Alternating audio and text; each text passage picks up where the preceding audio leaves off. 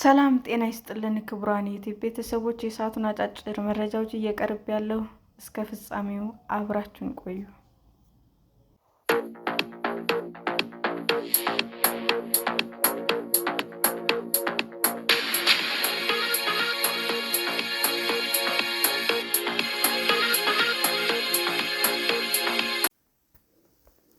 ህዝቡ ለእርስ በርስ ጦርነት ማንኛውንም አይነት ትብብር እንዲነፍግ ተጠየቀ። በሀገሪቱ የተለያዩ ክፍሎች ውስጥ የሚገኝ ህዝብ ጦርነት አያስፈልግም የሚል ድምፅ ከፍ አድርጎ እንዲያሰማና ለእርስ በርስ ጦርነት ማንኛውንም ድጋፍ ባለመስጠት ትብብር እንዲነፍግ ቅድሚያ ለሰብአዊ መብቶች ኢትዮጵያ የተሰኘ አገር በቀል የሲቪል ማህበረሰብ ድርጅት ጥሪ አደረገ።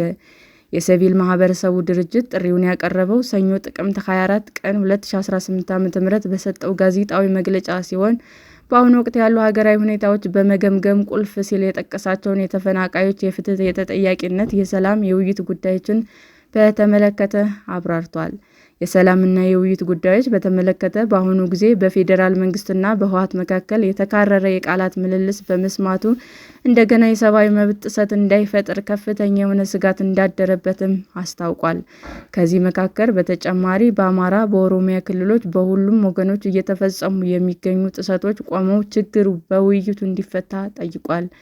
የተለያዩ የህብረተሰብ ክፍሎች፣ የሲቪል ማህበራት፣ የሃይማኖት ተቋማት ሊቃን ጦርነቱ አያስፈልግም በሚል ድምፅ ከፍ አድርገው እንዲያሰሙ እንጠይቃለን። ህብረተሰቡ ለዚህ እርስ በርስ ጦርነት ህይወቱን፣ አካሉን፣ ገንዘቡን፣ የሞራሉን ድጋፍን አልሰጥም በማለት ከከለከለ ጦርነቱ ፈጣሪዎች አቅም የላቸውም። በዚህም ወደ ሰላማዊ ውይይት ማምጣት የሚቻል መሆኑ ታውቆ ትብብር እንዲነፈጋቸው በማለት ድርጅቱ ጥሪ አቅርቧል።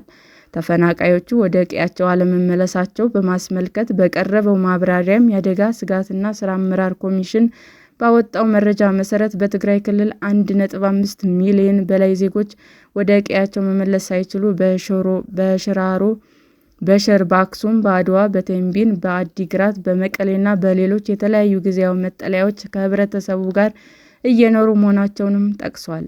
ከኦሮሚያ ክልል በግጭትና በተለያዩ ምክንያቶች ተፈናቅለው በአማራ ክልል በደብረ ብርሃን ከተማና በሰሜን ወሎ ዞን በተለያዩ ጊዜያዊ መጠለያዎች የሚገኙ ከ5109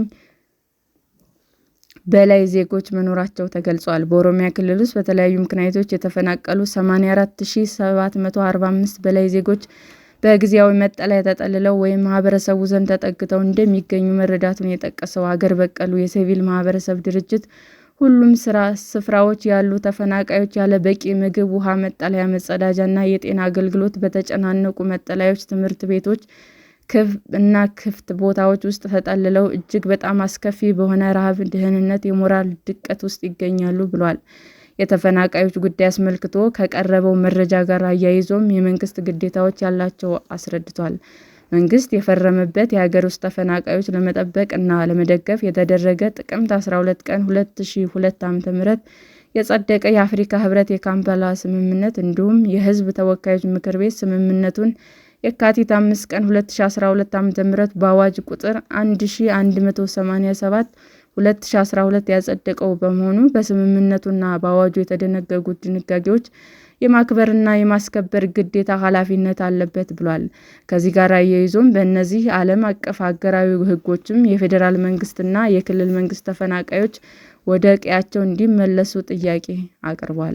ቅድሚያ ለሰብአዊ መብቶች የኢትዮጵያ ፍትህና ተጠያቂነት አለመኖሩን በተመለከተም በጋዜጣዊ መግለጫ በጦርነት ወቅት በኢትዮጵያ ሰራዊት፣ በኤርትራ መንግስት ሰራዊት፣ ፋኖ በተባለ ኢመደበኛ ኃይልና በትግራይ ኃይሎች በየደረጃው የሚገለጹ ሰፊ የሆነ የሰብአዊ መብቶች ጥሰት እንደተፈጸመም የተለያዩ ዓለም አቀፍ ምርመራዎች ያረጋግጣሉ ብሏል።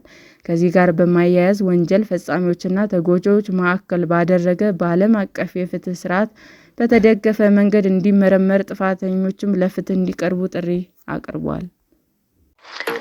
ሰላም ጤና ይስጥልን ውድ የዩቲዩብ ቤተሰቦቼ እንዴት ናችሁ? አዲስ ጀማሪ ነኝና ሰብስክራይብ ያደረጋችሁ አበረታቱኝ። አመሰግናለሁ። ብርሃን የዩቱብ አድማጮቻችን ለሰዓቱ ያቀረብኩላችሁ አጫጭር መረጃዎች ይህንን ይመስል ነበር። በሌላ መረጃ እስክንገናኝ ሼር፣ ላይክ፣ ሰብስክራይብ እንዲሁም ቢቀርብልን የምትሉት መረጃ ካለ ኮመንት እያደረጋችሁ ቸር ቆዩን።